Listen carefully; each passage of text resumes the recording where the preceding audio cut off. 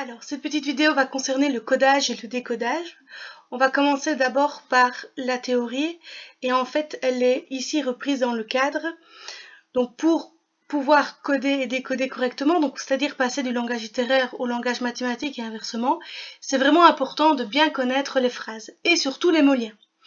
Donc pour l'addition, on va parler de la somme de et de, et ce sont ces mots liens là qu'on utilise, pas d'autres. Pour la soustraction, on parlera de la différence entre et.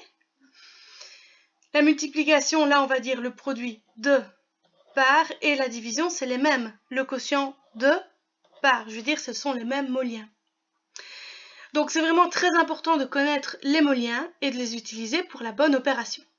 Alors, pour tout ce qui va concerner l'exponentiation, donc les puissances, là, si par exemple, j'ai 7 exposant 5, on va toujours commencer en fait par l'exposant. Et donc là, on dira la 5e puissance de 7. Puis, il y a les exceptions où vous avez par exemple 7 exposant 2. On peut très bien dire la 2e puissance de 7, mais on peut aussi le traduire par le carré de 7, puisque exposant 2, c'est le carré de. Et puis alors, vous avez la même chose avec exposant 3. On peut très bien dire la 3e puissance de 7, mais on le traduit aussi par le cube de 7. À partir du moment où on a retenu ça avec les mots liens, alors on peut passer aux exercices. On peut aller dans un sens et dans l'autre. Donc, c'est-à-dire que si on passe du langage littéraire au langage mathématique, vous allez vraiment devoir utiliser les mots liens. Alors, première phrase ici, on nous dit le produit de la somme de 4 et de 5 par 12. Alors, le premier mot, c'est toujours s'arrêter à celui-là, le produit. Et quand on regarde dans notre théorie, le produit, les mots liens qui vont avec, c'est de par. Donc, on va aller les retrouver dans le reste de la phrase. On dit le produit de, je cherche, par, ils sont là. Et ce qui se trouve entre les deux mots liens, ce sera la première traduction.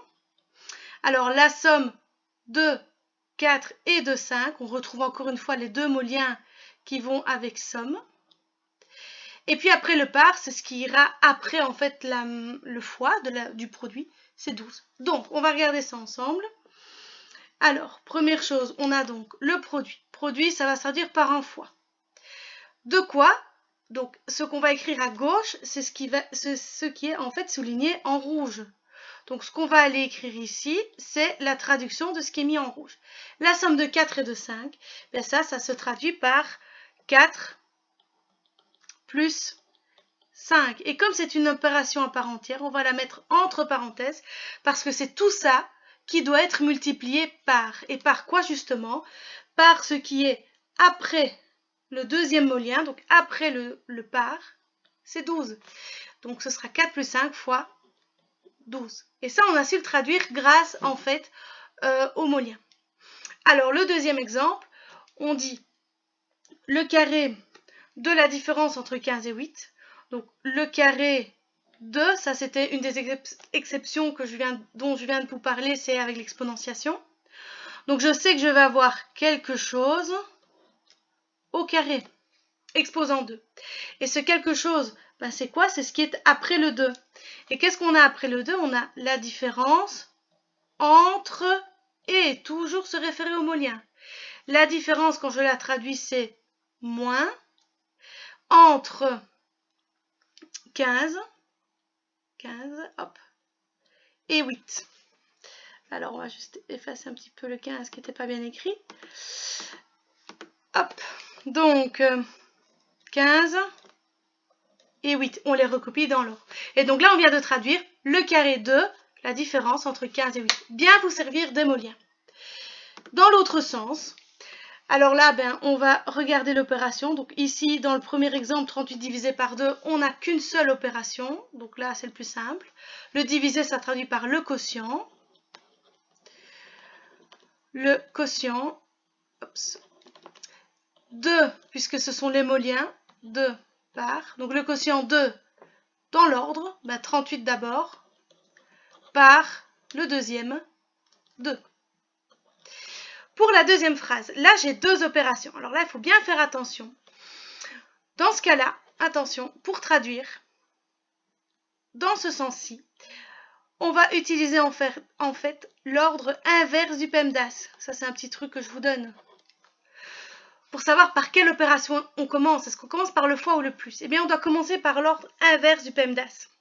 Pourquoi? Parce qu'en fait, c'est l'opération qu'on va faire en dernier. C'est peut-être un petit peu compliqué là tout de suite à comprendre, mais pour vous, pour que ce soit efficace, retenez qu'il faut traduire dans l'ordre inverse.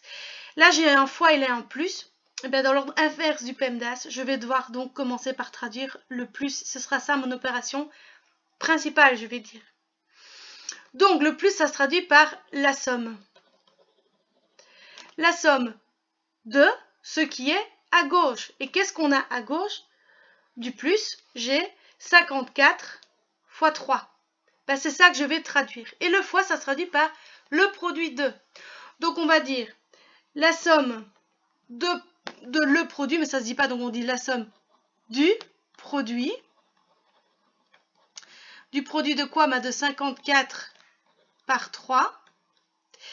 Ça, c'était le premier mot lien. Donc, la somme de, enfin, ou du ici. Et on dit et de. Et de quoi? Et de 6. Donc, ce et de là, c'est mon deuxième mot lien que je retrouve dans ma théorie, là au-dessus, ici. La somme de et de. Donc, on va dire la somme du produit de 54 par 3 et de 6. Donc, bien suivre l'ordre des opérations. S'il y en a plusieurs, vous faites l'ordre inverse de PEMDAS. Voilà pour le codage et décodage.